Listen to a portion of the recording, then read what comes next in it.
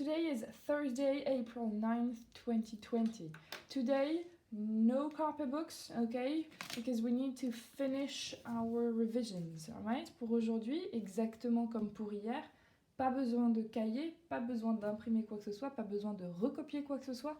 On est dans notre phase de révision, j'ai juste besoin que vous écoutiez et que vous regardiez attentivement la vidéo. Remember last time we did this, okay?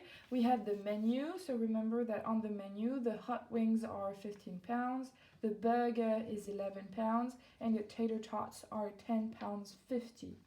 The waiter, okay, asks the question, hello, may I take your order? The clients, okay, they order, I will have the banoffee pie, I will have the trifle cake. And the waiter says, order taken. Here we have another waiter and another client. The client asks, how much is the soda? And the waiter answers, the soda is £1.30. And here we have another client that says that her food is amazing. Great. For today, we need to finish this. So here we have a third waiter. She's going into the kitchen, okay, with the cooks. Can you imagine? Here we have, remember, this is actually, fish and chips, okay? Can you imagine? She's going to the kitchen. She's talking to the cooks about fish and chips. À votre avis, là, c'est quel moment? Quand la serveuse a son petit bloc-notes en main, elle lit ce qu'il y a sur son bloc-notes, elle va dans les cuisines et elle parle au cuisinier. C'est pour lui dire quoi? Eh bien, c'est pour lui donner la commande des clients, pour lui dire envoyez le fish and chips, il a été commandé, il faut le préparer. Remember, how do you say this in English? In English, you use the verb fire. Fire what? Fire one fish and chips. Okay, fire one fish and chips. Great. And here, apparently, the cook is making a chocolate cake. So we have here the recipe for the chocolate cake. First, remember, what is this when you do this?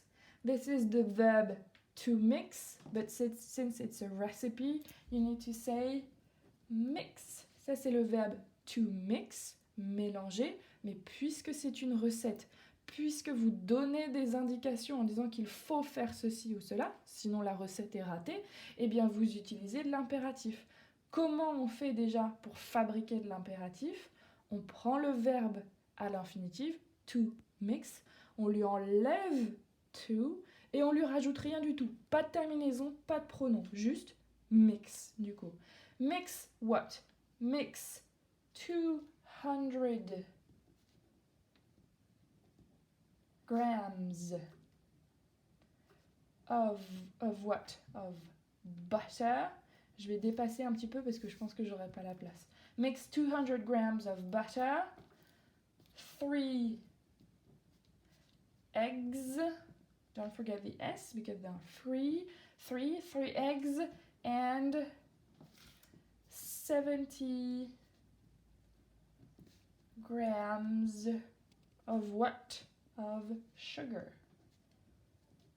Mix 200 grams of butter, 3 eggs, and 70 grams of sugar. Then the next step, remember when you do this, it's to add. So in the recipe, it will go like this.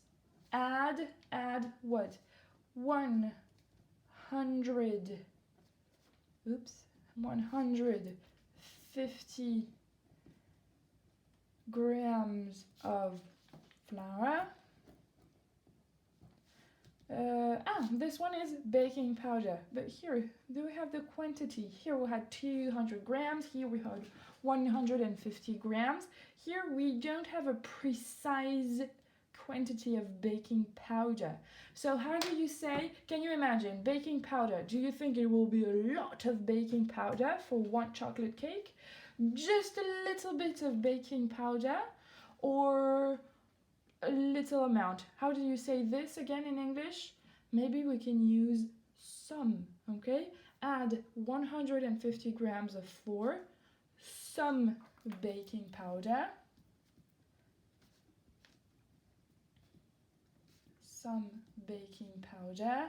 and 150 50 grams of chocolate.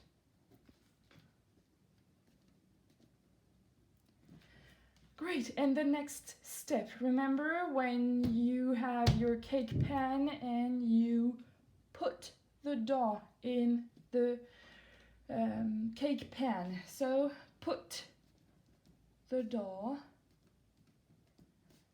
in the cake pan and bake.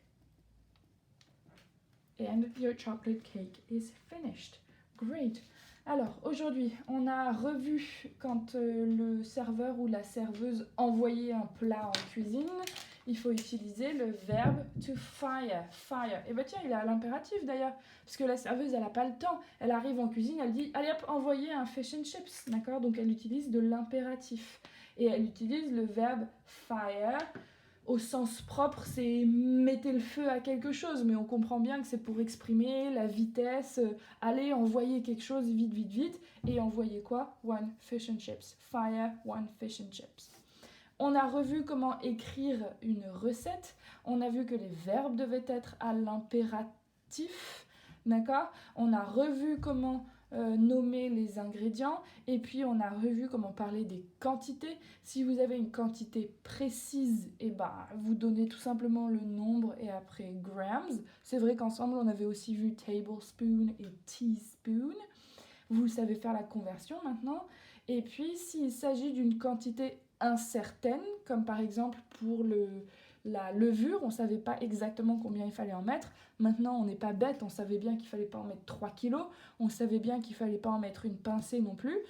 Vu qu'on se doutait que c'était une quantité pas trop petite, pas trop grande, mais quand même une certaine quantité, sans pour autant être capable de donner la quantité précise, et on a utilisé le quantifieur sum. Et je vous rappelle qu'ensemble, on en a vu 4 des quantifieurs. A little bit of, a lot of, some, d'accord? Et one quand il y en a juste un seul. Great, so for today it's finished. Je vais remettre ça en photo, en pièce jointe du cahier de texte. Encore une fois, je ne vous demande pas du tout de l'imprimer ou de le recopier, puisque je vais vous le redonner le jour de la rentrée, mais vide pour qu'on le refasse ensemble pour que ce soit bien clair. Par contre, je vous mets en ligne un nouveau quiz Kahoot. L'adresse sera dans le cahier de texte du jour et dans le travail à faire. Ce quiz sera en ligne jusqu'à la semaine prochaine. Et cette fois-ci, ce n'est pas un quiz facultatif. J'ai vraiment besoin que vous fassiez ce quiz, d'accord ? Et rappelez-vous que je peux voir vos noms, d'accord, dans ce quiz. Donc je vais vérifier que tout le monde l'a fait. Ça veut dire qu'il faut bien aller faire le quiz. Ça veut dire qu'il faut marquer son nom correctement dans le quiz. Sinon, je ne sais pas qui c'est qui l'a fait.